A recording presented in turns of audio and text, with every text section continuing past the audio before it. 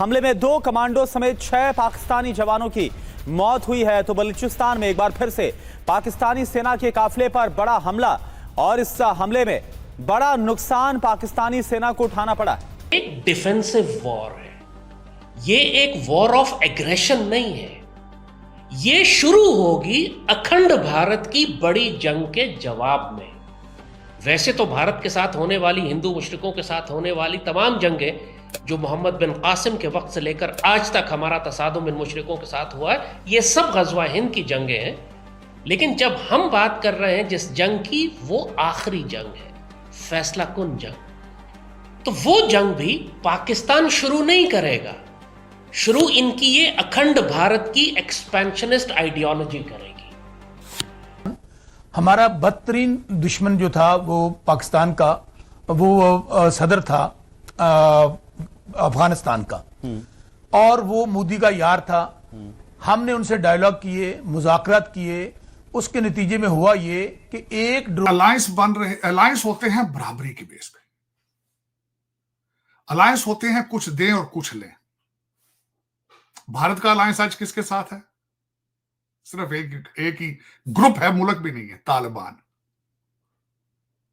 Statement दी जा रही है तालिबान के हवाले से, बल्कि ट्रेनिंग दी जा रही है वहां पे ऑन ग्राउंड अफगानिस्तान के अंदर। ट्रेनिंग दे रहे हैं अफगानियों को रशियन पुराना असला चलाने की, और जो अमेरिकन असला छोड़ के गए हैं उसके बारे में आज अफगानिस्तान से खबरें आई हैं। हमारी एयरफोर्स ट्रेनिंग ले रही है वहां एक जगह गांव के ऊपर। ये कभी भी, जैसे कहा, ये जो लिबरल और सेकुलर बेगैरत तबका है पाकिस्तान में, कभी पाकिस्तानी कौम को, पाकिस्तानी रियासत को ये नहीं बताएंगे कि अखंड भारत का क्या मतलब है, हिंदू राष्ट्र का क्या मतलब है।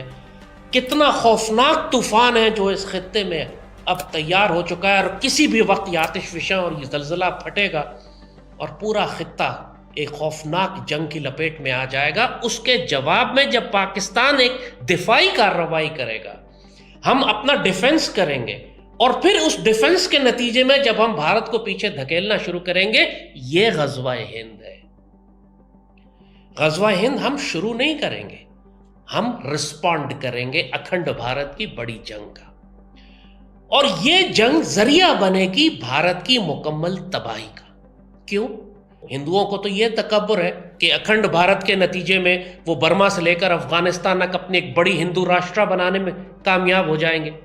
लेकिन हम क्यों कह रहे हैं ये कि इस जंग के नतीजे में मुकम्मल तौर पर भारत एक रियासत की हैसियत से तबाह व बर्बाद हो जाएगा।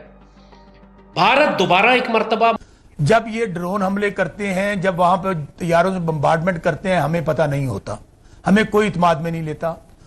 और होता क्या है कि जब आप बम्बार्डमेंट करते हैं, ड्रोन हमले करते हैं, आप वहां पर मासूम बच्चे भी शहीद होते हैं, माएँ बहनें बेटियां शहीद होती हैं, हमारे फौजी शहीद हो रहे हैं, लॉ इन्फोर्सिंग एजेंसीज के लोग शहीद हो रहे हैं, पुलिस वाले शहीद हो रहे हैं।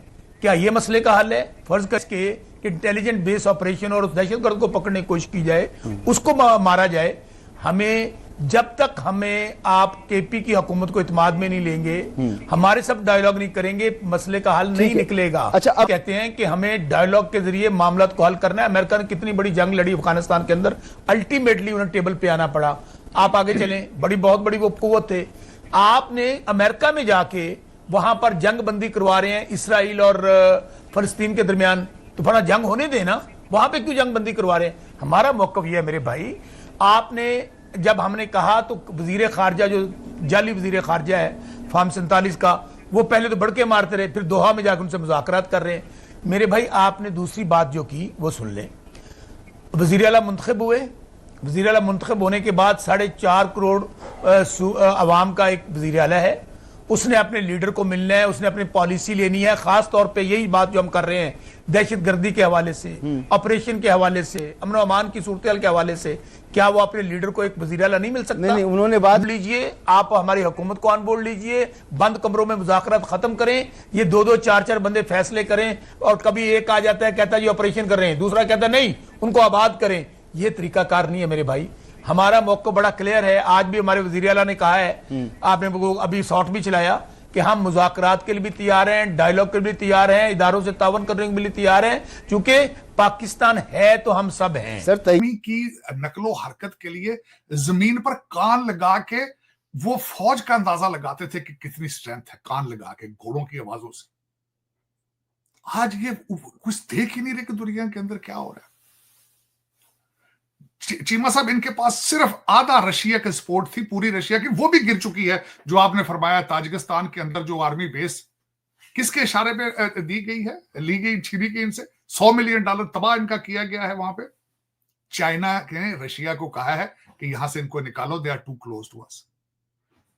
तो आज इसका मतलब ये दुनिया इनको ये भी नहीं क्लियर हो रहा कि आज Russia is even then not with you. और दूसरी बात, आपका आज बड़ा अच्छा एक आर्टिकल आया है फाइनेंशियल टाइम्स के अंदर, लक्ष्मी, तो ये एक मैटर ऑफ सर्वाइवल है, पहली तो ये बात है। और आपने एक और नोट किया होगा कि ये इतने प्रोलॉन्ग क्यों होते जा रहे हैं। पाकिस्तान की तो डिमांड बड़ी सिंपल है कि जो आपके हाइडआउट्स हैं, सेंचुरीज हैं, उनको, पनाहगाहों को खत्म करें, एंड दैट्स इट। वो एग्रीमेंट होना चाहिए, मैकेनिज्म बाद में होना चाहिए। लेकिन आपने देखा पहले सीज फायर हुआ, फिर दोहा में एग्रीमेंट की कोशिश की गई, वो एग्रीमेंट हुआ लेकिन उसको एक्सटेंड कर दिया गया। लेकिन एग्रीमेंट हुआ था सीज फायर का, लॉन्ग टर्म नहीं। जो इस्तांबुल में मीटिंग्स हुई हैं, ये हमारे डेलीगेशन तकरीबन 90 घंटे वहां रहे हैं, 92 घंटे के करीब, और 92 घंटे में से 50 घंटे मीटिंग्स होती रही हैं, जो कि बहुत एक्सटेंडेड मीटिंग्स थी, और उसके बावजूद कंक्लूजन नहीं हो पाया। एक और फैक्टर जो हम भूल रहे हैं या हमें नहीं भूलना चाहिए, वो हिंदुस्तान का फैक्टर है। क्योंकि जो हजीमत उनको मई में हुई, उनको सेफ पैसेज लगता है कि फाइनेंशियल फंडिंग करके, इंफ्रास्ट्रक्चर के वादे करके, कोई डैम बनाने के वादे करके इनको ल्योर करें। देखिए, लेकिन पाकिस्तान ने भी साबित कर दिया कि एक्चुअल हमें भी थ्रू रेजिस्टेंस हमने साबित कर दिया है कि हमारे लिए भी अब न्यू नॉर्मल ये नहीं रहा कि हम जनाजे उठाते रहें।